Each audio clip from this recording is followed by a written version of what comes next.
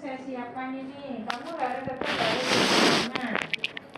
Jadi kalau kemarin walaupun itu senang hamil, kamu jadi istri pun ya juga harus cuci tangan. Maka sebelum memberikan senang hamil, kamu cuci tangan. Sebelum ketemu sama pasiennya yang ini, kamu juga harus cuci tangan. Setelah cuci tangan, kamu melakukan apa? Identifikasi pasien masih sama.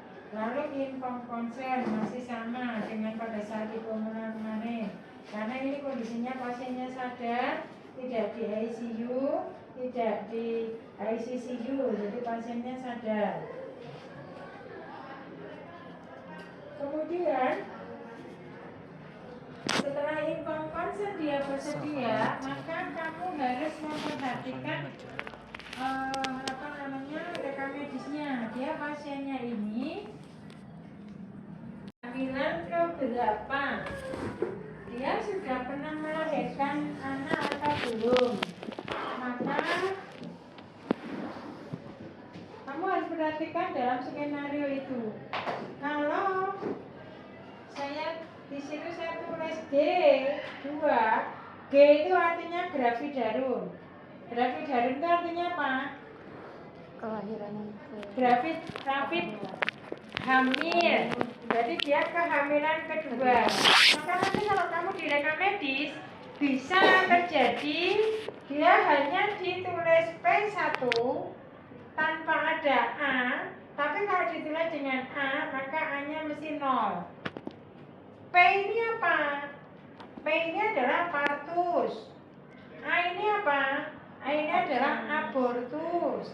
Artinya sekarang ini ibu itu hamil anak kedua, sudah pernah melahirkan 1 kali, belum pernah abortus. Paham?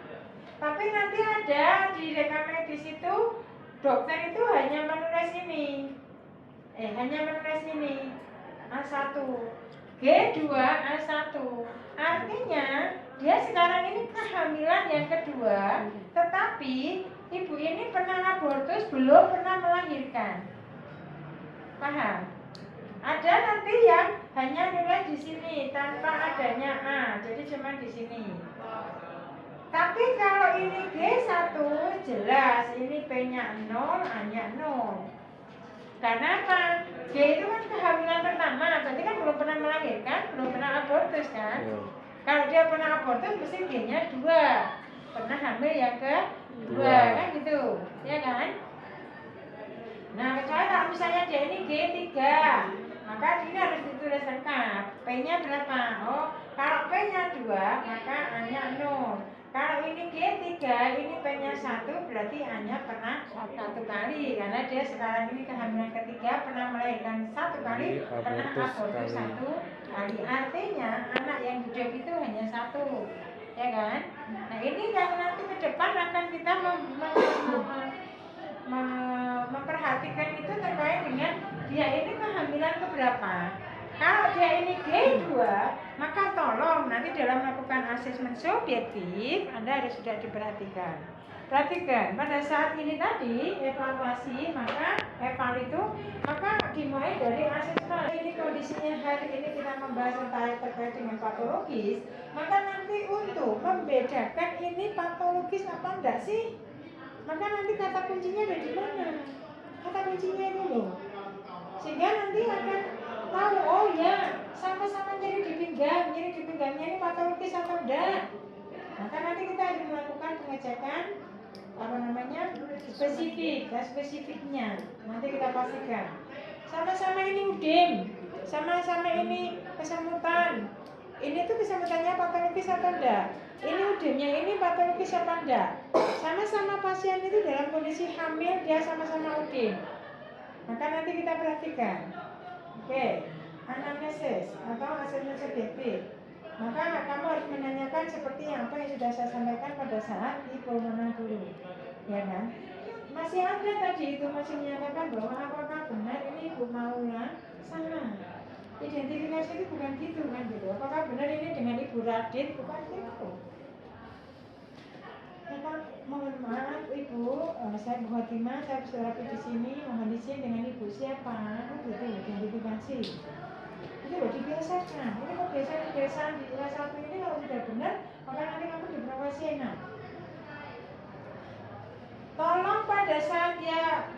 perbedaannya pada saat kita waktu kemarin melakukan senam hamil, maka senam hamil ini pada waktu ditanya, ibu itu merasa dia tidak ada keluhan.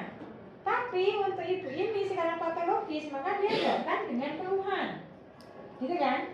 Ada yang kamu nyeri leher, ada yang bengkak, ada yang nyeri pinggang, kan gitu. Jadi dia datang ada keluhan nyeri atau ada keluhan apa dia sesuai dengan kasusnya. Kemudian tolong ditanyakan bagaimana kalau dia G2, tolong ditanyakan bagaimana riwayat kehamilan maupun riwayat persalinan di G1, kehamilan yang pertama. Apakah anaknya normal, ibunya normal, kehamilannya sakit-sakitan apa enggak itu dalam kondisi dia di riwayat untuk kehamilannya. Termasuk juga kamu harus menanyakan apakah dia pernah dilakukan pengetesan, pernah dilakukan pemeriksaan tekanan darahnya tinggi, atau karena nanti untuk yang pertama yang diudin, atau apakah dia pernah DM, kadar gula darahnya tinggi apa tidak. Oke, karena nanti untuk menegaskan bahwa ini dalam kondisi dia diabetes gestasional apa tidak, hubungannya dengan apa. Dia misalnya ada keluhan di udinnya, dia ada keluhan nyeri di lehernya, pusing dan sebagainya, itu nanti dia patologis apa tidak. Kemudian tetap kondisinya dia sudah dilakukan pemeriksaan sebelum dia ketemu kamu, itu sudah dilakukan pemeriksaan kemana saja, riwayat untuk pengobatan. Kemudian faktor yang memperberat, minta tolong untuk yang di situ ada staf ke kantor, ada guru TK. Nah, misalnya dia faktor yang memperberat itu apa? Apakah dia dalam kondisi berdiri lama atau duduk lama? Nah, itu harus ditanyakan sesuai dengan masing-masing itu. Oke, kemudian jangan lupa ini tuh tetap melakukan vital sign. Tetap, walaupun di situ nggak saya tulis berapa hasil vital sign-nya, tapi tetap besok kamu harus melakukan bagaimana pemeriksaan tekanan darah, suhu, nadi, RR harus dilakukan, memastikan bahwa pasien ini dalam kondisi yang normal. Kalau misalnya dia udin, apakah dia dalam kondisi tadi tensinya tinggi? Karena kita harus mengharapkan kepada bahwa ini ada dikondisikan di kardio atau tidak, di vaskularnya ada masalah atau tidak. Maka dipastikan dengan apa? Pemeriksaan vital sign, tekanan darah, nadi, RR, suhu. Oke. Infeksi, apa hasil infeksi pasien? Apa hasil infeksi pasien?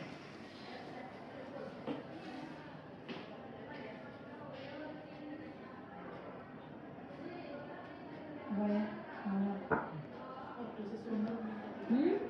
Dosis juga berubah meningkat. Oke. Terus ya?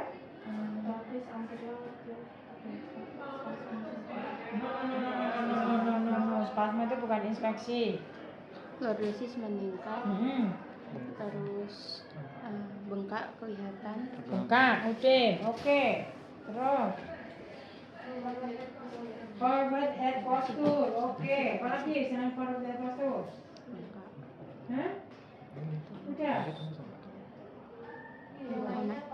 Tapi nggak tahu sih nyeri tekan apa nyeri. Iya, nyeri tekan.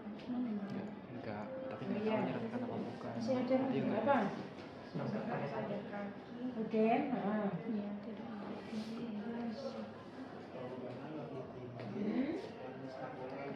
Yes. Oke, inspeksi. Oke. Jadi besok kalau saya tanya apa hasil inspeksinya itu, maka nanti ditulis. Masing-masing kelompok ini tulis untuk belajar temanmu besok. Gitu loh. Jadi hasil inspeksinya kamu sudah paham semua. Sekarang hasil makasih apa?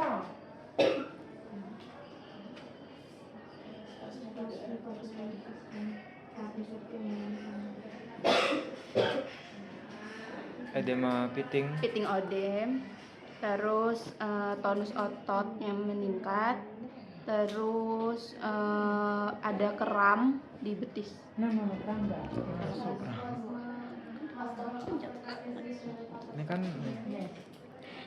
mana karam tidur tidak nyaman. Untung malah dia. Ya Bu. Sekaligus saya langsung praktek palpasi. Besok kalau lepas baju. Ambil kursi, lepas baju. Tadi agak maju. Tadi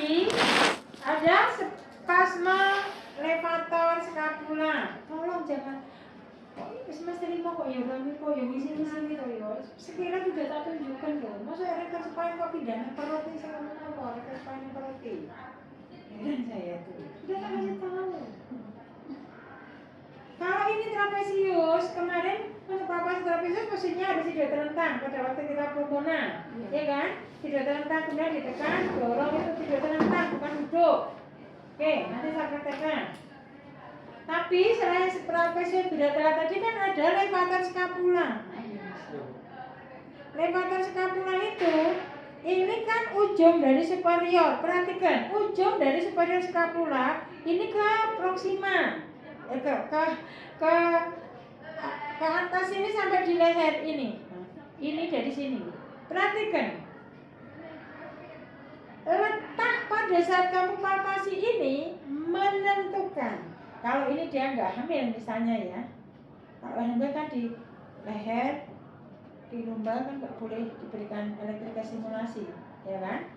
Kan nggak boleh. Ibu mohon maaf mau ambil cincin Alsya.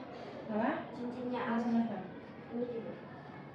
Nah, Makasih ya, Ibu. tapi kalau ini kondisinya, maka tadi kalau ini sepanjang ini, maka ditanya, ini kita palpasi, nyeri enggak? Nyerinya itu antara sini dengan sini tuh nyeri mana? Ini tuh menentukan kalau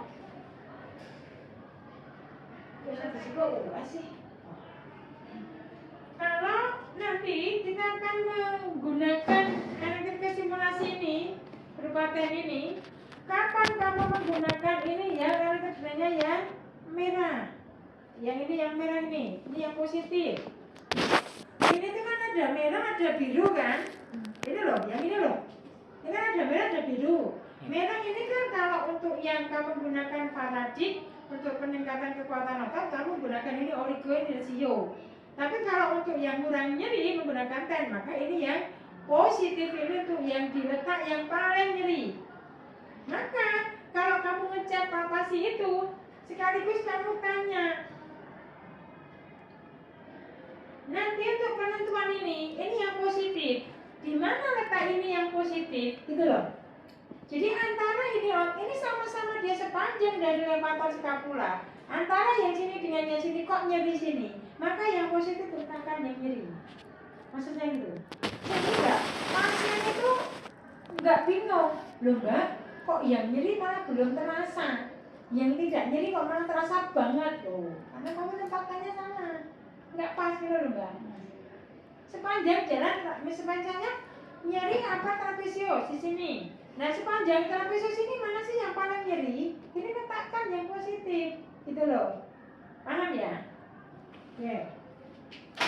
Nanti kita praktekkan. Cuman untuk hamil misalnya, untuk ibu hamil kan di servikal di sini kan nggak boleh, ya kan? Bolehnya hanya di ekstremitas bawah kan gitu. Oke, saya ngajari sekarang ini baru palpasi. Jadi levator scapula, ada yang spasme erector spine, ada enggak? Ada. Erector spine. Bukan. Kasus di lumbar itu loh ada nggak? Di situ statusnya. Oh, punggung bawah. Di lumbar siapa yang di lumbar? Nggak ada di lumbar. Nyeri ringan pada punggung bawah.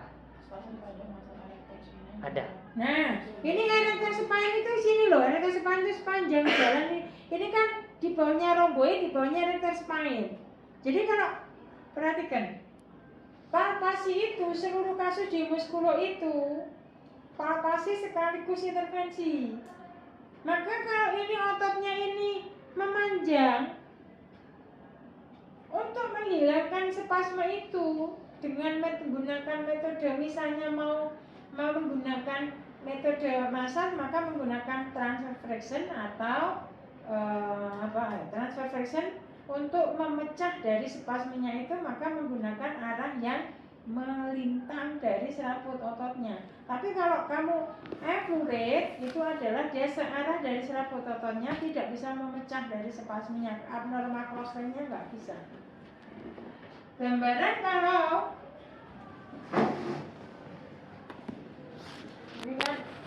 dengan erector spine. Jadi kalau terjadi dia gambaran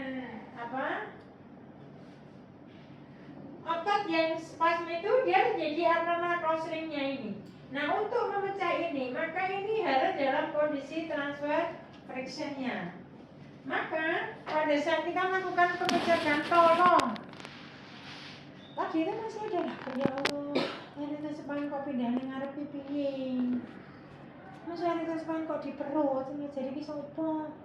Lokasinya di lumbar. Ini kan kondisinya dikasihnya di lumbar, jadi kondisi otomatis ada terus. Nah, ini kan kelihatan ini spasmenya. Ini enggak. Kan ini posisinya kalau dia terjadi spasme, maka kamu berikan transfer friction sekaligus kamu pecah ini abnormal crosslinknya. Terus ini kalau dibuat transfer friction mau pakai tam atau mau pakai pinjel gitu. Kalau ini kamu menggunakan evaluate, ini tidak bisa memecah spasmenya itu, abnormal crosslinknya nggak bisa, maka harus dibuat melintang. Maka perbedaannya di sini fisioterapi dengan Mbak Dukun itu atau tabib atau apa namanya sangat putung itu kan gitu. Ya, yang 2 tadi, yang 3 tadi. Iya. Ya, makasih ya Mbak. Nah, itu ini apa? Erector spine. Jadi kanan kiri dicek. Gitu Mbak. Kita lihat nanti semuanya kamu cek nanti di laki-lakinya, maka terjadi ini bisa terjadi nanti kita lihat dulu di pemeriksaan fisik tidak dasar. Ini erector spine, apalagi quadratus lumborum. Maka quadratus lumborum itu arahnya menyamping di sini. Maka kalau kamu mau memecah, ya ini bukan mecahnya bukan begini, tapi memecahnya ya melintang. Maka ini kamu lakukan boleh dengan pinjer, boleh dengan tang. Ini nyeri enggak? Ini dari sini akan kelihatan gitu loh. Ini quadratus lumborum. Maka harus diperhatikan, kamu harus nanti ini palpasinya berarti ada spasme di erector spine, di quadratus lumborum, ada nyeri tekan di quadratus lumborum maupun di erector spine. Atau tadi di levator scapula. Oke. Lalu itu dia Mas.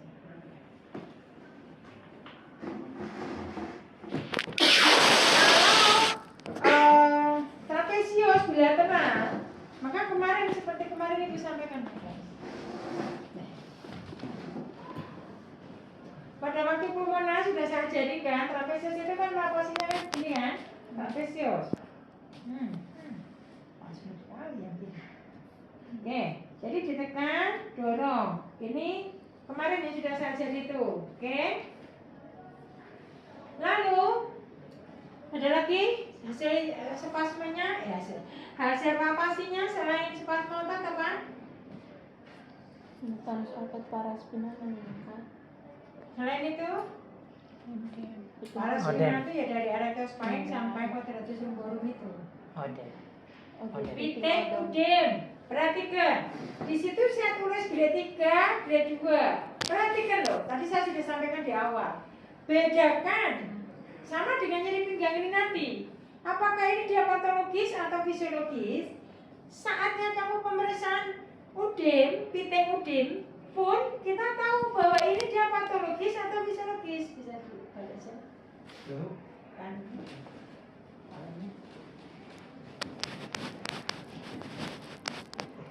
Jadi kamu kan melakukan palpasi itu kan pitek udem tadi kan, pitek udem positif, ini ditekan. Nah, kalau ini patologis, maka grade-nya 3 dan 4. Kalau grade 2, warning. Perhatikan, grade 1 normal, bukan patologis. Perhatikan, grade 1 itu jika kita palpasi kembalinya 3 sampai 5 detik, maksimal 5 detik dia sudah kembali. Dari 0 sampai 5 detik itu normal. Oke, grade 2, siapa yang grade 2? Yang PTOD-nya grade 2. Nah, itu berarti nanti kamu tulis dalam laporan itu, dia kembalinya mulai dari 6 detik sampai 15 detik. Kalau grade 3 itu mulai 16 detik sampai 30. Grade 4 di atas 30. Maka inilah yang tadi saya sampaikan. Untuk membedakan kan bahwa dari pitengudem aja kita tahu bahwa ini patologis gitu loh Mbak Mas. Paham toh? Jadi kalau ini dia grade 1 fisiologis atau patologis? Kembalinya cuma Fisiologis. tidak sampai 5 detik. Fisiologis. Fisiologis berarti normal. Berarti dia nggak ada hubungannya dengan di kardiovaskularnya, kan gitu kan? Kalau grade 2 warning lampu kuning itu mau menuju ke grade 3 itu, maka harus diperhatikan dia kembalinya itu berapa detik tadi, paham? Oke, pitengudem dari 2 kasus, cervical dari 2 kasus, lumbar dari 1, kan tak 5 kasus tadi itu, ya kan? Sesuai dengan topik hari ini. Oke, neck pain, back pain, dan UD. Topiknya kan gitu kan? Ya tak, Mbak Rindu? Iya. Ya tak? Ya. Tak LBP ya. Terus? Apa sih? Perkusi amputasi tidak saya tulis, tapi ditulis aja dalam laporannya semuanya dalam kondisi tidak ada masalah, normal. Kan gitu, jadi besok nggak usah dilakukan, nggak apa-apa. Oke, gitu. Tapi kamu inspeksi, palpasi harus dilihat, harus dilakukan. Seperti tadi yang saya sampaikan, masing-masing sudah saya tunjukkan. Cervical, lumbar, ini sudah. Oke, ada pertanyaan sebelum ke PFGD, pemeriksaan fungsi gerak dasar. Jadi urut. Pemeriksaan objektif itu apa? Vitasen, IPPA, PFGD, baru pemeriksaan spesifik gitu loh Mbak. Paham? Oke, sekarang PFGD. Kalau PFGD, kalau misalnya ini dia anggota gerak bawah, apalagi tadi di situ muncul nyeri di pinggang, ada nyeri di pinggang. Sekarang saya tanya, maaf. Saya tanyanya itu kalau ini nanti untuk membedakan bahwa nyeri pinggangnya ini dalam kondisi dia patologis atau fisiologis. Kalau tadi ini kasusnya udah sudah tahu bahwa ini fisiologis atau patologis, sudah tahu dari papa saja sudah tahu kan? Ya oke. Sekarang PFGD. Oke, mau izin duduk.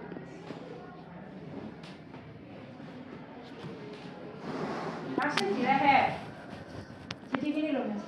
Jadi bisa itu terdapat kasus di leher, ya yang kamu peluk-peluk lehernya, ngono loh maksud saya.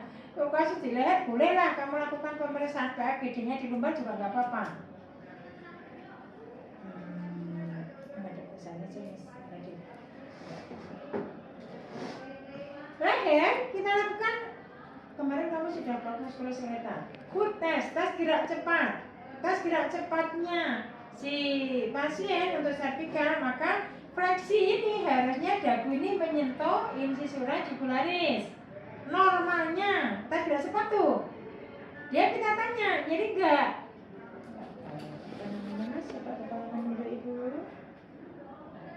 Harusnya kan ini, harusnya nyampe ke sini. Ya, mentok sampai ini nyentuh sini. Ya, ini dia nyampe tapi dia ngangkat. Dia ada ngangkat ininya, dia ada ngangkat. Jadi ada masalah. Harusnya, nah kan kamu buka, kan gitu. Ya kan? Kamu nyampe tapi nggak mangap. Gitu. Berarti kan nggak nyampe harusnya. Nah, gitu. Ya kan? Terus perhatikan. Ini ada masalah. Kenapa? Karena ini harusnya nyentuh, tapi ini tadi nyentuh cuma dengan adanya gerakan dia dibantu ada gerakan. Yang berikutnya, quick test itu kalau gampangannya leher itu fleksi, ekstensi, kemudian ini rotasi, ekstensi. Ini 3 dimensi istilahnya ya. 3 dimensi ke kanan, 3 dimensi ke kiri. Maaf, kalau fleksi ini dia nyeri, ditanya nyerinya di leher mana, maka potensi dia diskesnya masalah. Tapi kalau ekstensinya nyeri, maka potensi di fasetnya, servikal di fasetnya masalah, sama dengan nanti di lumbar juga begitu. Kalau 3 dimensi itu rotasi ke kanan, ekstensi. Nyeri, maka uncinat jointnya. Rotasi ke kiri, ekstensi, nyeri, maka uncinat joint. Maka nanti kita lanjutkan dengan pasif testnya, dengan resistive testnya, untuk memunculkan apakah ini dia ada masalah di ototnya atau memang betul dia di fasetnya atau di diskesnya. Maka saya menunjukkan ini kan yang menonjol C berapa? C7. C7. Tidak di atasnya C7. Di atasnya C7 kan C6.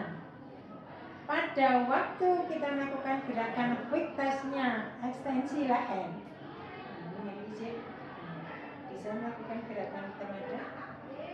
Enggak, atas. Ini ujung jari ya.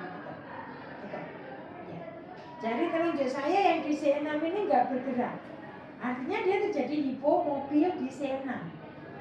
Hipomobil di C6 itu kenapa? Ya karena dia di sini ada spasmenya tadi, kita lihat.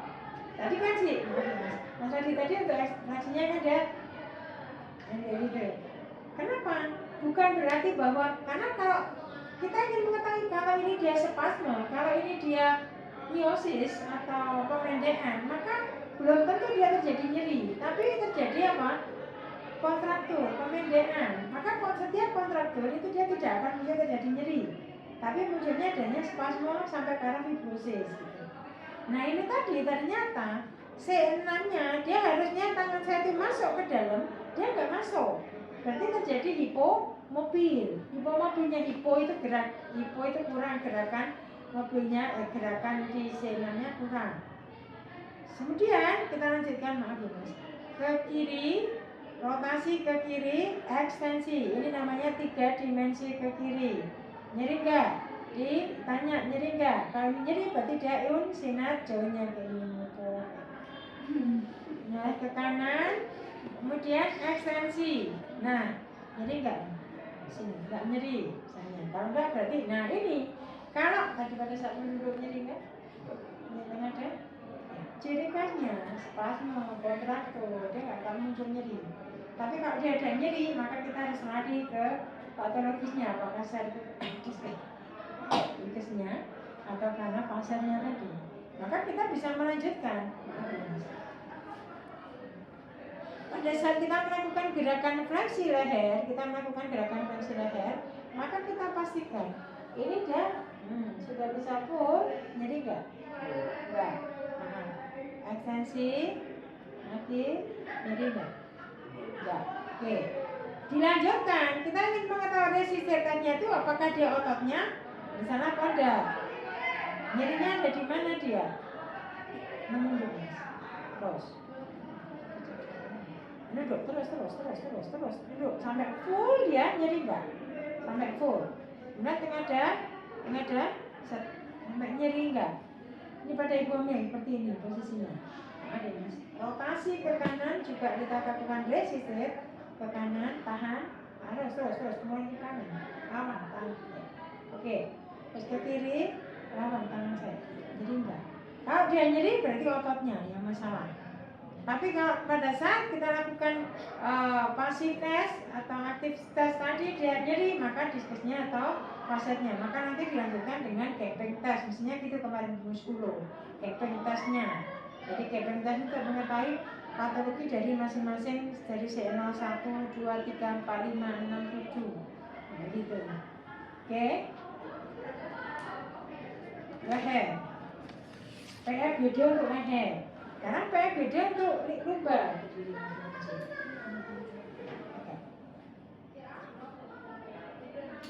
Pada saat PFBD itu lumbar sama, kita lakukan normalnya pada saat seharusnya dia dalam kondisi diafleksi ini menyentuh, kemudian pada saat diafleksi dia mau munculnya nyeri di mana dia? Fleksinya nyeri apa tidak? Ekstensinya dia nyeri apa tidak?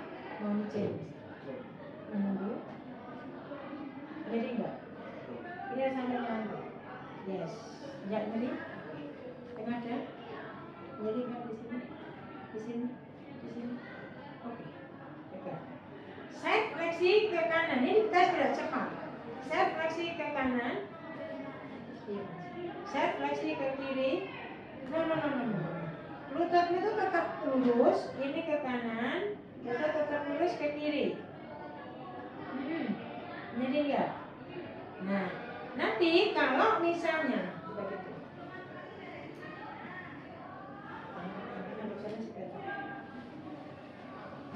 tangannya gini, jadi tangan Berarti kan kalau misalnya tadi itu muncul nyeri, maka kita lanjutkan. Ini membungkuk, Mas. Membungkuk. Nah, ini kita lakukan fleksi, kita lakukan palpasinya di sini nyeri nggak? Di sini nyeri nggak? Nyeri nggak? Enggak. Oke. Absensi, tengadah. Oke, terus tengadah. Nyeri nggak? Enggak. Terus ini maaf ke kanan, kiri nggak nyeri. Nah, seperti itu kita lanjutin. Oke? Lumbar. Maksudnya di lumbar di pemeriksaan fungsi gerak dasarnya. Kemudian nanti untuk di di angle-nya, waist-nya, lutut, hip. Kemudian ini untuk kasus-kasus yang seluruhnya yang tadi ada hubungannya dengan ankle bengkak, kemudian atau tunggannya bengkak, itu semuanya dilakukan pemeriksaan fungsi gerak dasar. Oke. Ya, saya akan mempraktikkan yang di anggota gerak bawah atau anggota gerak atas, tapi bisa kamu lakukan semuanya dari seluruhnya itu. Barulah kemudian kamu lakukan tes spesifik. Tes spesifik inilah nanti yang akan menggambarkan kepada kita apakah pasien ini dalam kondisi yang patologis atau tidak. Tadi Pak Fasi sudah mengetahui, tapi untuk yang di leher ini, apakah ini dalam kondisi yang patologis atau tidak? Oke. Yang kasusnya di leher, di situ ada yang patologis, maaf Mas. Spooling tasnya gimana spooling tasnya? Ya. Jadi untuk membedakan pasien ibu hamil itu dia ada keluhan kesemutan, dia ada keluhan nyeri dari otot kesemutan dari ujung jari tangan sampai ke bahu misalnya. Maka untuk membuktikan bahwa ini dia patologis, kamu cek dulu dengan spooling tasnya, ya kan?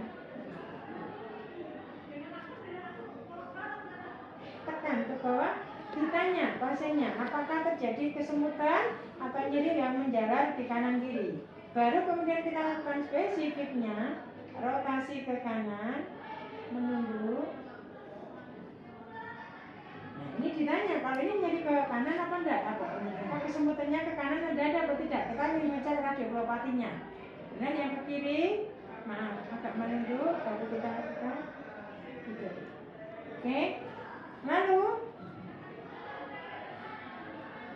kalau di situ ada keterbatasan ROM, berarti kamu harus ngukur ROM-nya.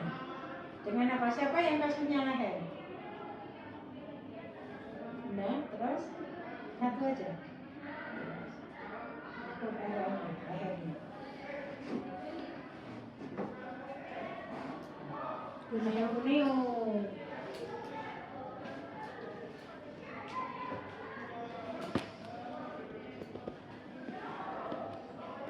Yang kedua tadi apa ya?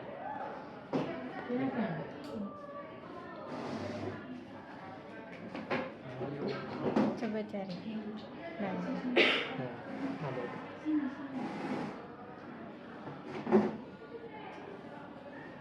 Lihat di palanya.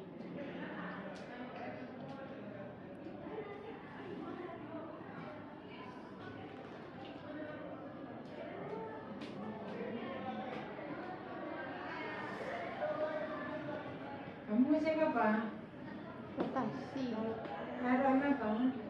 Rotasi. Titik fokusnya di mana?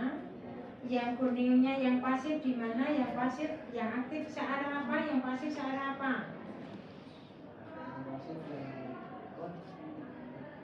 Yang pasif searah apa? Pasifnya searah apa? Supaya siapapun yang melakukan sama. Hah? Terus ke depan. Ayo.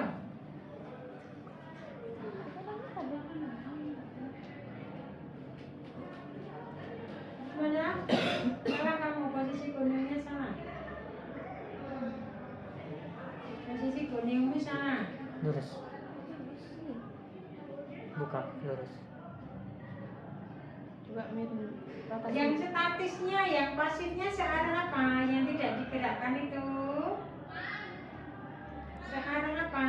Yang tidak digerakkan sehingga itu diam terus, nggak akan berubah-ubah. Memakai midline. Apa sih ini, Gus? Ini loh kalau pakai gonio ini loh, Ini. yang pasif. Ya. Alignment. Maksudnya gonionya yang statis itu loh searah apa? Kamu menempatkan gonionya seperti apa sih? Sama. buka lurus ke depan, belakangnya ke sana. Biasa, ini semester lalu ini materi semester lalu loh ya. Kayak kemarin semester 4 MNB, MUB ini. Nah,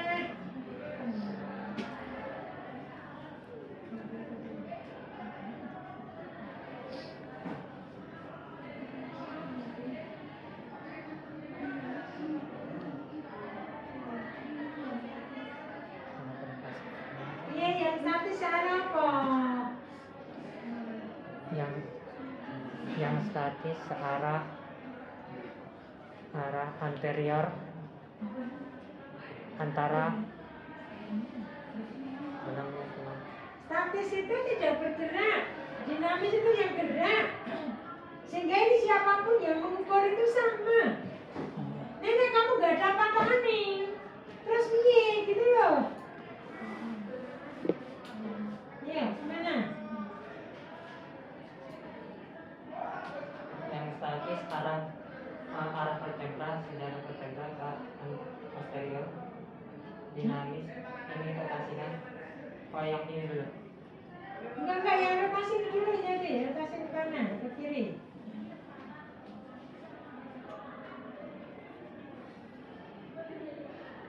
Yang statis ini, yang dinamis ini. Terus Yang tadi searah apa itu? searah vertebra, tulang vertebra ke posterior atau tanduran occipital di belakang. Terus yang dinamis belakang hidung. Terus pasien menoleh ke kanan. Coba menoleh ke kanan maksimal mungkin. Belakang hidung. Nah itu kan kamu makanya nanti tuh adanya ada apa? Yang posterior. Tadi kamu ke arahnya apa? Nah, kan berubah toh. Kalau kamu ke arahnya dari kepala kan jadi berubah. Supaya nggak berubah. Supaya nggak berubah ini tetap fokus pada vertebra. Coba tengok ke kanan. Biar nggak berubah tetap fokus sini. Yang ini tetap fokus ke ini. Dinamis. Terus sama ke arah kiri. Terus yang untuk fleksi neck dia seperti ini. Bisa seperti ini, bisa seperti ini. Tergantung derajatnya. Yang statis dan dinamis posisi awalnya sama. Yang statis dia posisinya sama dengan vertebra dan bahu. Yang dinamis bukan. Yang statis dia arah vertebra dan vertikal. Yang dinamis dia arah hidung. Coba tengok bawah sampai maksimal mungkin. Ini tetap searah dengan vertebranya di sini. Sama dengan ekstensi. Searah hidung juga diarahkan ke sini. Ekstensi. Searah hidung kok hidungnya nemburi ini piye? Searah hidung hidungnya di depan. Searah tonjolan occipital. No. Searah Ekstensi searah hidung ya posisinya gonionya ada di depan. oh. Kenapa di belakang gonionya? Kalau kamu berbicara searah hidung ya dari hidung toh.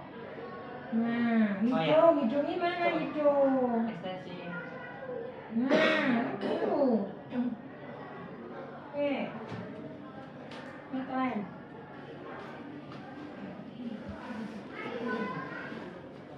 Tadi tes spesifik untuk leher, berarti ada spuritas sama ROM. Tes spesifik untuk lumbar, untuk memastikan bahwa ini dia dalam kondisi dia ada di situ ada scuba test, ya kan? namanya? Please. Apa ibu? Skober test. Tandanya ini loh. Ini kita ukur 10 cm. Dari sini.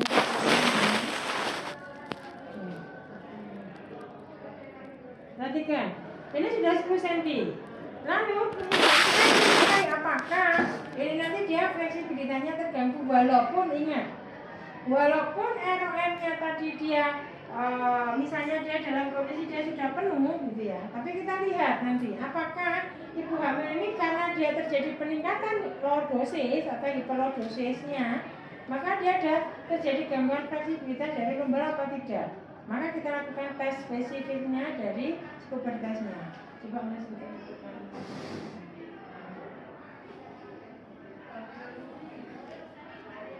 Ini kamu ukur dari sini ke sini berapa senti?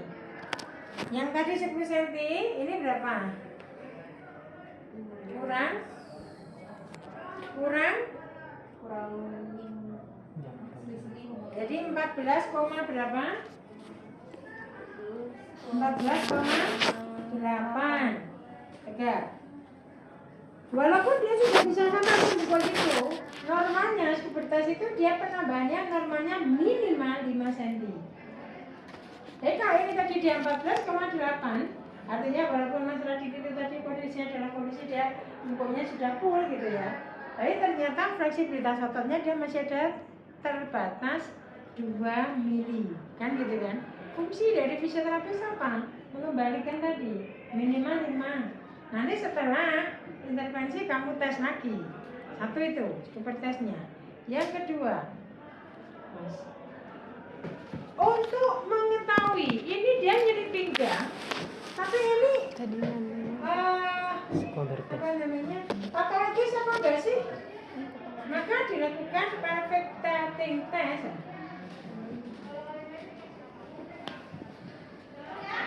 Seperti kemarin pada kondisi di senam saya sudah sampaikan.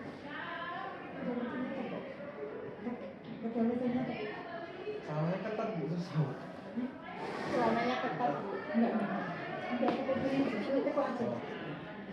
Perhatikan. Jadi kita ngetes tes pelvic tilting test. Seperti kemarin. Tangan saya. Tekan tangan saya. Tekan tangan saya di sini.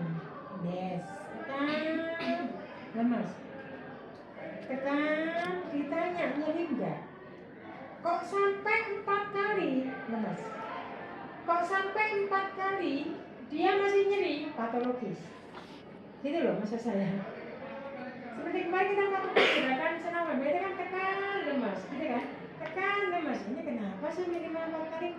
Kenapa kok ibu ini masih nyeri? Jadi dia patologis nyerinya, bukan fisiologis. Tapi kalau kemudian kita lakukan dengan nekan lemas itu jangankan 4 kali, baru 1 kali, 2 kali aja dia sudah hilang. Berarti dia fisiologis. Ini loh, ini pelvic tilting test. Paham? Jadi untuk memastikan bahwa nyeri pinggangnya ini dia patologis atau fisiologis, maka tadi dengan pubertasnya dia mengalami keterbatasan di mana minimal dia penambahannya adalah 5 cm. Yang pelvic tilting testnya ini dia dalam kondisi yang terjadi nyeri, masih muncul nyeri, terus dilakukan pemeriksaan pelvic tilting test. Oke, terus ini paham? Paham. Ya. Sekarang untuk yang udin, bagaimana untuk memastikan selain yang operasi tadi, selain yang grade 2, 3 tadi, maka tes spesifiknya di situ saya tulis elevasi tes, benar? Nah, bagaimana untuk elevasi tes? Maka nanti bisa elevasi tes ini sebenarnya bisa juga langsung digunakan untuk intervensi.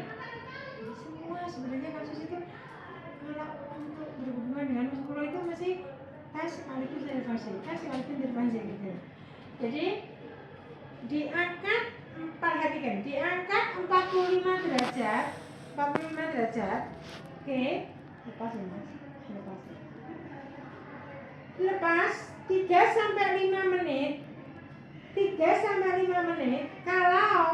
Kalau dikatakan positif jika nyeri apa? UD-nya dia bertambah.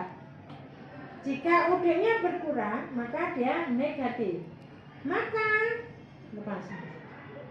Maka sebelum dilakukan inovasi tes, kamu harus melakukan pemeriksaan spesifik apa?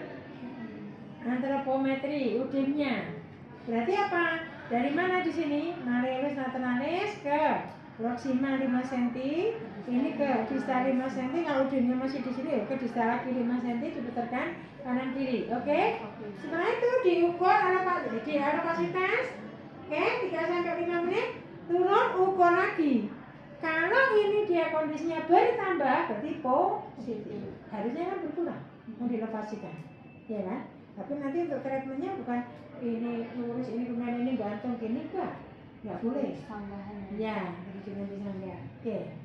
Spesifik tes untuk yang di UD. Paham toh? Jadi ada spesifik tes leher, lumbar, UD. Sesuai dengan kasus saya sekira di siang hari ini ada 3 kasus. Oke. Setelah itu sudah spesifiknya sudah semua, berarti kamu diagnosis environmentmu. Body structure-nya itu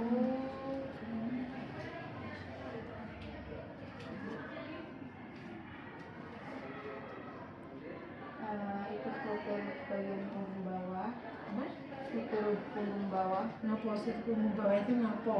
Oh, pakai Ini namanya diagnosis kok. Ngapain? Tadi juga gini ngapo gini nulis punggung bawah itu ada apa? Kemarin sore juga begitu. Dari malam saya tadi malam informasi itu. Nyari punggung bawah. Jadi punggung bawah itu body structure atau body function? Itu Body function. Terus tadi ada bengkak. Itu body function. body function. Terus bengkaknya di mana? Jangan ada Ada. bengkak. Bengkak Bengkak di pojok atau bengkak di tangan kan gitu kan? pergelangan kaki. Jangan nyebutnya. Kalau kamu mulai diagnosis itu terdapat bengkak sana. Itu teori. Ini sekarang praktek. Kasusnya sudah ada gitu loh. Maka ini tadi tak suruh nulis kan? Laporan kaki itu, yang paling tadi. Bukan di pergelangan kaki. Itu apa? Tadi body structure, body function. Terus Ada apa? Peningkatan tonus otot paraspinal, body function. tonus otot paraspinal body function.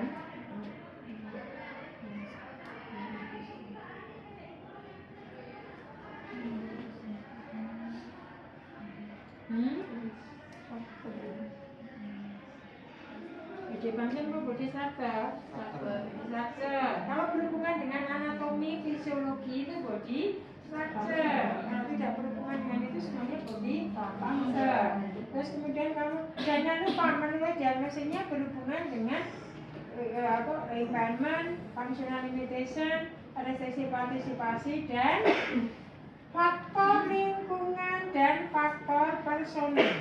Contoh misalnya ada di faktor lingkungan di guru TK yang dimana dia 5 jam berdiri di kelas, itu faktor lingkungannya jadi mendukung berpotensi dia terjadinya penambahan tingkat nyeri kan gitu kan. Itu berhubungan dengan faktor lingkungan. Ada lagi faktor lingkungannya dia kerja sebagai staf atau sekretaris yang dimana ini posisi komputernya ini di depan sehingga dia menunjukkan adanya maka terjadi forward head posture kan gitu. Jadi itu faktor lingkungan itu yang mendukung dia terjadinya potensi masalah. Faktor personal, kalau dia kondisinya dia sebagai seorang guru TK misalnya, kemudian kalau dia berhubungan dengan aktivitas sehari-hari ini hubungannya dengan dia faktor lingkungan. Tapi bagaimana dengan di faktor personalnya? Dia sebagai guru TK, apakah dia dalam kondisi melakukan yang mendukung ke arah dari penambahan dari potensi penambahan dari nyeri pinggangnya atau nyeri lehernya misalnya, atau misalnya udinnya dia adanya suatu faktor personalnya, ada hipertensi, ada DM, ada kebiasaan yang dimana dia kurang gerak misalnya, itu akan potensi seperti itulah yang mengakibatkan mengakibatkan dia terjadinya penambahan atau mengakibatkan potensi cenderung dia nambah ke arah diagnosisnya, nyerinya, keterbatasannya dan sebagainya. Setelah diagnosis apa? Tujuan. Planning. Planning itu berarti apa? Tujuan jangka pendek dan tujuan jangka panjang. Kalau jangka pendek berorientasi pada environment-nya, jangka panjang berorientasi pada Fungsi geraknya. fungsi-fungsinya, partisipasinya, faktor lingkungan, faktor personal. Sehingga jangan bilang tujuan jangka pendek, jangan bilang mengurangi udin, salah. Mengurangi udin di mana? Gitu loh. Mengurangi nyeri di mana? Nyeri pinggang, mengurangi nyeri leher, mengurangi udin di ankle, kan gitu. Jadi yang lengkap gitu loh, kira ini praktek, bukan teori. Kalau teori kembali lagi ke teori kan gitu. Oke? Baru kemudian kamu berikan intervensi. Ya, sekarang Boleh. saya ke orang yang udin, intervensi yang udin.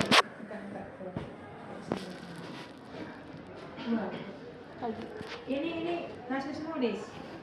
Udin, bilateral apa kanan apa kiri? Sebelah kanan. Sebelah kanan. Yang bilateral ada tak? Udin bilateral. Ada. Bedanya, jadi kalau posisinya di pasiennya liris, maka pada saat kita berikan elevasi, bukan elevasi tes, maka tadi saya bilangkan elevasi sama treatment sekaligus kan gitu. Cuma perbedaannya, kok kone ini? Cuma perbedaannya, perbedaannya kalau treatment maka ini kondisinya, perhatikan. Jangan sekali-kali melakukan elevasi hanya lutut ke sini. Ini harus diposisikan dari hip sampai ke sini, dikondisikan. Kalau ini dia kanan, maka ya cuma kanan toh. Tapi kalau kasusnya bilateral ya dua-duanya diberi ini, kan gitu. Paham? Berapa menit? 2 jam. Itu dosisnya. Jadi perbedaannya kalau dia dalam kondisi yang sedang dalam kondisi yang udin, maka minimal dia 30 menit. Tapi kalau untuk pencegahan supaya dia nggak muncul lagi karena ibu hamil berpotensi dia terjadinya udin kan gitu kan, maka dia dilakukannya tetap dilakukan minimal 20 menit. Kalau dia intervensinya maka ini minimal 30 menit. Pada waktu kemudian ini dilakukannya sehari berapa kali? Paling tidak pagi sampai dan malam. Kenapa malam hari? Karena dia habis aktivitas, apalagi aktivitas berdiri jalan, duduk, nah itu memunculkan tambahnya ada udin lagi. Lalu selain itu kamu lakukan gerakan pumping exercise. Namanya pumping ankle ya gerakannya jangan hanya di ankle top. Jadi harus dikejar apa? Jari-jarinya, ya posisinya walaupun udinnya di sini, tapi tetap berhubungan dengan anggota gerak bawah. Ya dimulai dari hip, knee, ankle, sama sampai ke arah jari. Jadi semua gerakan sendinya dilakukan. Oke, saya nggak akan mempraktekkan. Kamu sudah sering melakukan. Oke, tapi yang jelas adalah intervensinya ini untuk yang udin, untuk yang udin tadi. Selain dari ya gerakan-gerakan senam yang kemarin kita berikan. Kalau misalnya dia sudah setiap edukasinya nanti, setiap kali dia habis berdiri, habis aktivitas duduk lama, minimal dia 2 jam duduknya, maka harus melakukan gerakan elevasi ini. Kalau dia tidak melakukan gerakan yang memerlukan jalan yang lama, berdiri yang lama, duduk yang lama, maka hanya pagi dan malam. Tapi kalau dia dalam kondisi yang setiap kok memerlukan, misalnya dia sering berdiri lama lebih dari 1 jam, apalagi sampai berjam-jam, maka setiap kali dia habis melakukan aktivitas itu, dia langsung kita berikan untuk elevasi edukasinya. Jadi tidak tentu berapa kali, ya tergantung aktivitasnya si pasien. Kalau pasiennya itu dalam kondisi dia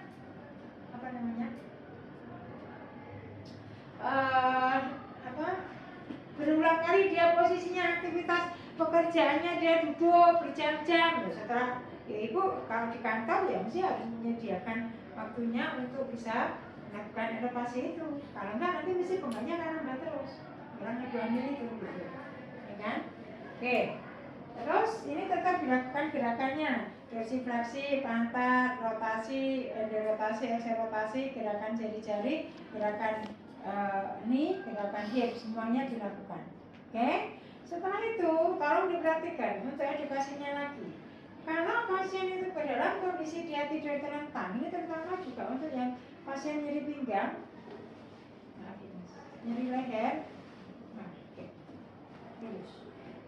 Nah, ini kondisinya posisi relaksasi itu dikondisikan dia ada di pada waktu tadi ngecek untuk tes elevasi tadi kan pada saat ini melakukan gerakan ini untuk difleksikan 45 derajat ini, maka satunya dia harus dalam kondisi dia apakah diganjel guling atau fleksi atau ditekuk. Kenapa?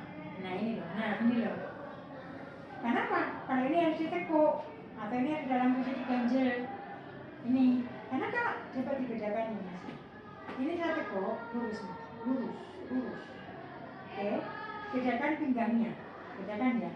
Ini saya tekuk, ini saya angkat, turun sekarang turun, ini turun, luruskan, ini angkat. Kerja di sini tambah nggak? Kerja di pinggang tambah nggak?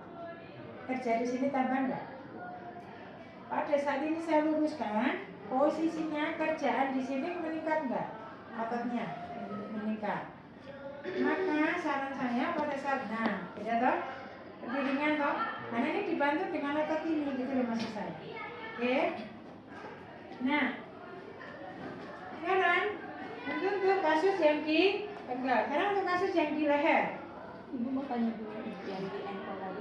Kan tes spesifik itu kan tadi tuh kalau bisa lihat kasusnya ini kan bilateral Bu. Itu diangkatnya itu gantian satu-satu atau satu-satu berarti nggak bisa langsung dua. Ditesnya satu-satu tetap ditesnya satu-satu. Walaupun kamu itu cuma yang kanan, kamu tetap juga ngangkat yang kiri. Jangan orientasinya nembak gitu loh Mbak. Maksud saya paham ya? Seperti kamu PFBD tadi kan belum praktekkan tuh PFBD itu tetap anggota gerak bawah, anggota gerak atas. Jangan dilakukan cuma anggota gerak bawah kok gitu ya. Paham? Seperti tadi kasusnya dia dalam kondisi harus diperhatikan untuk memastikan bahwa ini di leher, maka dilakukan PFBD-nya tadi di lumbar, oh nggak masalah di sini nggak, oh terjadi masalah misalnya gitu. Ya, oke Liz. Berarti ya. Karena intervensinya untuk yang di leher tadi kita lakukan karena ini pada kondisi ibu hamil, maka ingat leher dan lumbar tidak boleh diberikan yang ini, tapi kita berikan stretching. Kita menggunakan metode Fezanda, maka inspirasinya 6 detik, ekspirasinya 9 detik. Ini tangannya, ini karena kita harus melakukan tadi ada bilateral, trapezius bilateral yang terjadi spasme atau terjadi pemendekan tadi, maka Bu nanti minta tolong pada waktu tarik nafas, ini bahunya diangkat ke atas, pada waktu menghembuskan lewat mulut, nanti bahunya ini diturunkan. Oke? Ya, tarik nafas 1, 2, 3, 4, 5, 6, hembus 1, 2, dorong. Roll 3, 4, 5, 6, 7, 8, 9. Jadi ini didorong, ini ditarik. Ini didorong, ini ditarik. Rasa tarik ya. Cuma rasa tarik ya. Minimal 4 kali pengulangan.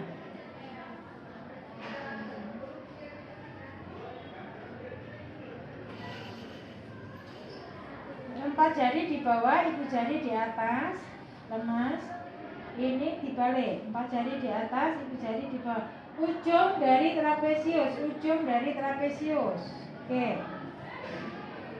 Perhatikan. No. Sini. Oke. Ya. Tarik nafas 1, 2, 3, 4, 5, 6. Hembus 1, 2, 3, 4, 5, 6. Ini tarik, ini dorong. Ini didorong ke sana, ini tarik. Nah, rasakan. Nanti 4 kali minimal, baru nanti kemudian yang kiri juga, baru yang berikutnya. Ya, oke. Nah, untuk menambah dari gerakan yang RM-nya dari yang fleksi tadi, maka kita bisa melakukan stretchingnya. Ini posisi dari jempolnya sejajar, ini nempel semua, nempel telapak kita. Mas, kepalanya diletakkan ke tangan ibu, lemes, serius. Pasrahkan aja. Oke. Ingat, kita menggunakan beban tubuh, bukan tangan. Kalau menggunakan tangan, maka nanti akan capek. Maka menggunakannya adalah beban tubuh. Lagi, tarik nafas, itu kepala menekan ke bawah, menekan tangannya ibu. Oke? Pada waktu menghembuskan, nanti gerakan melakukan gerakan menunduk. Ya, oke, lemeskan dulu, lemeskan. Oke, lemes ya. Tarik nafas, tekan ke bawah. Tekan tangan saya.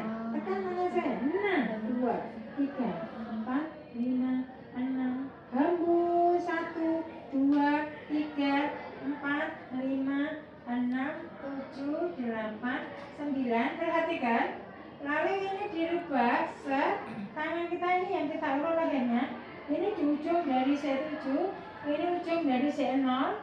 Lemas mas. Ini kita ulur.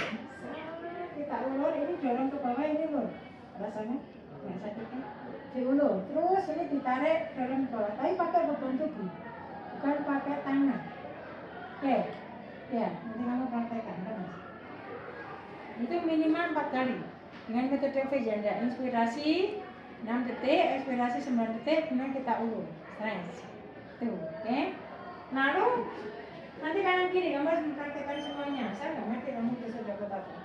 Kemudian untuk yang fleksibilitas lumbar tadi, memang ada beberapa teknik untuk meningkatkan fleksibilitas lumbar.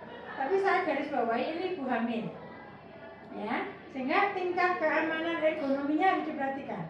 Oke? Maka bisa kamu lakukan, ya mesti tekuk. Ini tangannya, sapu-sapu. Tangan. Ini kan perutnya besar. Jadi ini dia ditariknya seberapa menekan dari perutnya itu. Lalu kepalanya diangkat. Tahan 4 detik, kembali. Lagi, angkat lagi, tahan 2, 3, kembali. Juga sama, minimal 4 kali. Nanti setelah itu ganti yang satunya. Ya. Makanya kalau misalnya ini tadi dia ada hambatan gitu ya, kan 2 mili ya. Maka ini, nah, kalau kita nggak pahamnya gitu ya, maka bisa melakukan semaksimal mungkin. Gitu. Ya. Kemudian baru ke 2 tungkai. Bisa. Yes. Enggak, aman. Tahan. Tarik. Oke. Setelah itu minimal 4 kali juga. Untuk yang tadi spasme dari para vertebranya atau erectus spine atau quadratus lumborum tadi, maka kamu lakukan pertama F-Pure dulu, kemudian kamu lakukan transfer flexion. Oke, baik di mana ini, baik di quadratus lumborum maupun di erectus spine. Begitu juga untuk yang spasmenya tadi, yang di trapezius tadi juga dilakukan. Apakah itu dalam kondisi dia kita buat dalam kondisi transfer flexion atau kita berikan yang kudet, tapi F-Pure dulu baru transfer flexion. Yang levator scapula tadi juga begitu. Oke.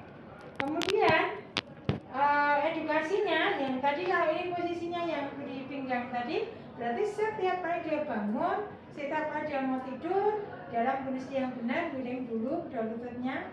Setiap kali dia duduk jangan lebih dari 1 jam. Pada waktu jalan, jadi kurangi jalan yang menanjak, gitu ya. Kalau berdiri dia posisi seperti tadi di guru TK itu misalnya, kalau dia lebih banyak aktivitasnya berdiri, maka bisa dikombinasi aktivitasnya dengan berdiri, duduk. Setiap 1 jam berdiri, kemudian duduk gitu, edukasinya. Baru kemudian kamu, tadi sudah ya untuk termometernya ya, ya. Setelah itu kamu lakukan evaluasi, diukur lagi ROM-nya, diukur lagi spoolingnya, diukur lagi spool-nya, diukur lagi perfect cutting-nya, diukur lagi antropometrinya, diukur lagi elevasi test-nya, baru kemudian kamu lakukan dokumentasi. Nah, ini alat ini tadi sudah saya berikan gambaran bahwa ini digunakan kalau posisinya yang menjadi masalah itu di ekstremitas bawah, ya kan? Kalau ini tidak hamil, maka boleh dilakukan kondisinya ada di, biasanya kalau ibu pos SC itu dia terjadi karena ketegangan yang lama, dia terjadi spasme trapeziusnya, nah itu kita berikan. Nah sekarang kondisinya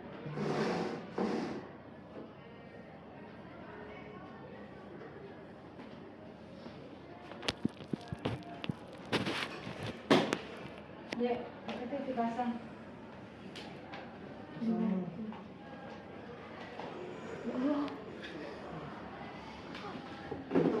Kita sian aja sih. Sudah.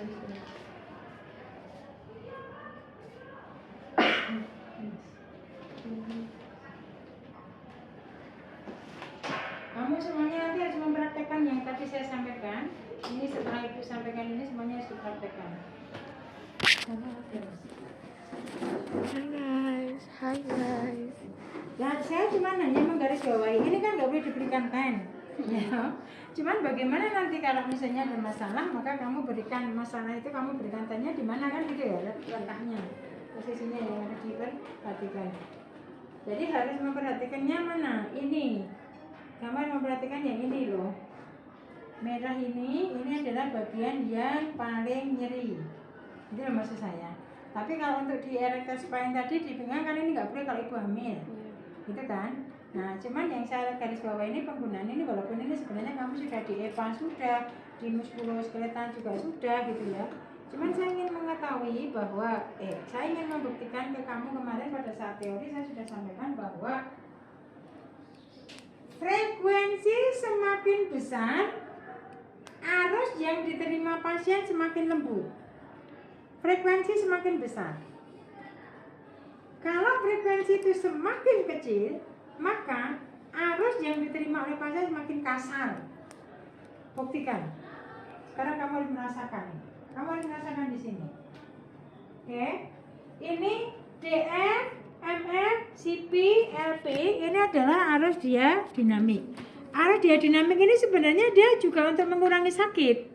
Namun frekuensinya dia lebih kecil dari 10. Jadi urutannya itu frekuensi yang paling gede apa? Interferensia. Interferensia itu berapa? Di atas 4000 kan gitu kan? Lalu di bawahnya 10, di bawahnya lagi dia dinamis. Baru kemudian nanti kamu gunakan faradik atau galvanik. Itu kan faradik galvanik itu di bawah 100 Hz. Maka arusnya, maka nanti tolong dipraktekkan, dirasakan, kamu rasakan itu. Benar nggak yang disampaikan Bu Fatimah itu? Maka nanti kamu bedakan, ini kamu gunakan 10, dengan nanti kamu menggunakan fast atau MS. Fast ini adalah faradik, AMF itu adalah faradik juga, IF adalah interferensia. Cuman kita harus memperhatikan. Nah, di sini arusnya ini kan 100 Hz sampai 150.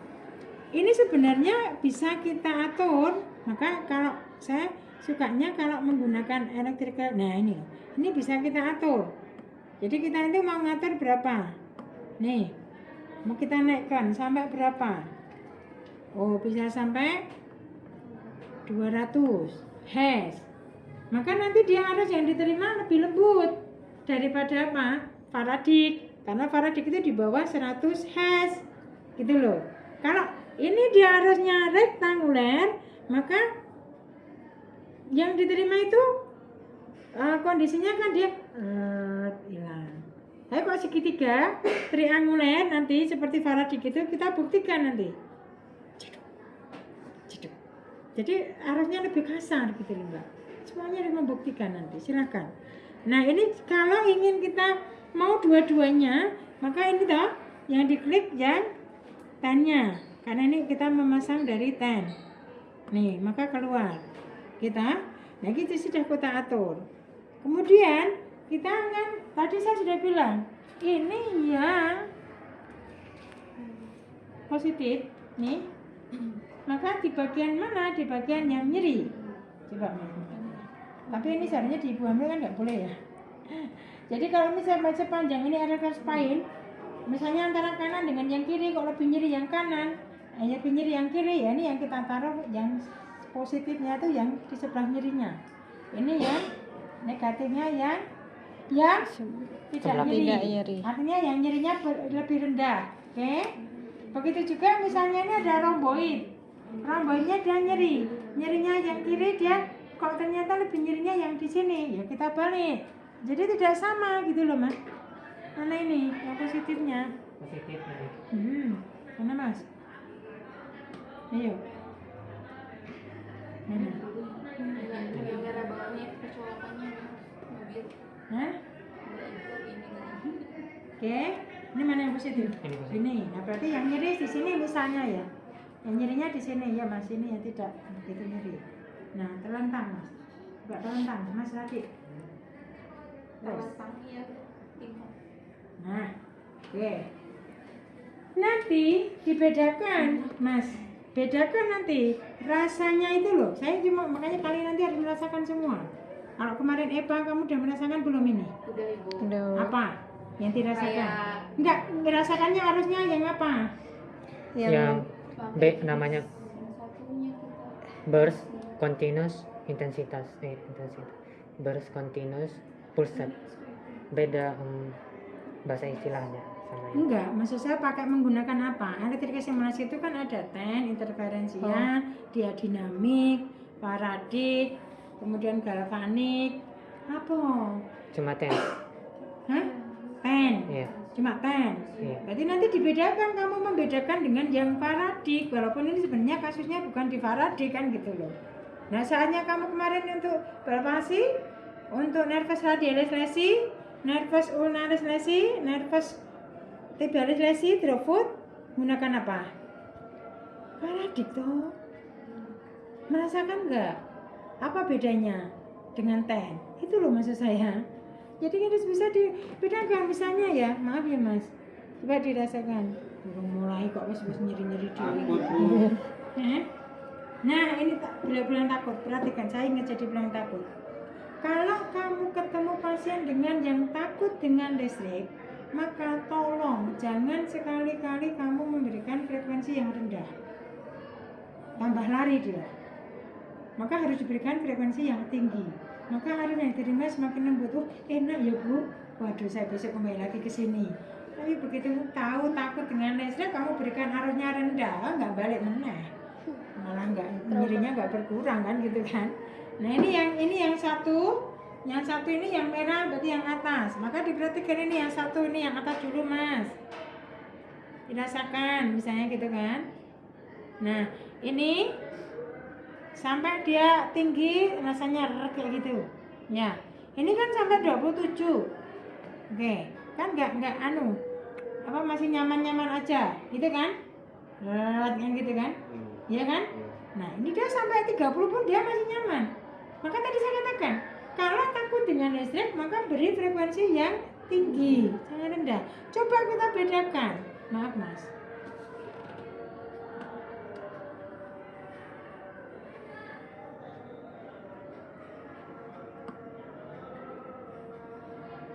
Kita bedakan dengan kita menggunakan Faraday. Nah, Faraday ini dia ini kontraksinya dia bisa kita atur. Ini kita kontraksinya mau berapa detik? Mau berapa detik nih? 10 detik kita atur. Gitu loh. Ini kontraksinya, restnya 20 detik, mikrodetik. Itu kan? Nah, kemudian kita mau dua-duanya misalnya, tapi kalau ya ini kan triangular tau, ada Faraday gitu. Coba. Kalau ini yang atas Mas.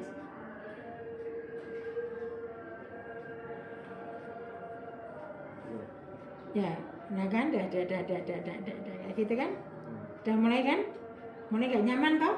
Nggak nyaman, padahal baru 18. Tapi dia sudah merasakan, tapi harusnya kan seperti lucu-lucu kan? Nah, itu loh maksud saya. Maka tolong, kamu jangan kemudian hanya mempraktekkan satu sisi, kamu tanpa ada satu membanding. Sehingga nanti pada saat kamu sama pasiennya jelas. Oke, ketemu sama pasiennya yang takut ya jangan kita berikan frekuensi yang rendah, jangan diberi dia dinamik. Dia dinamik itu dia ngurangi nyeri, tapi dia harusnya frekuensinya rendah. Sehingga dia lari dia nanti. Gitu loh maksud saya, paham ya?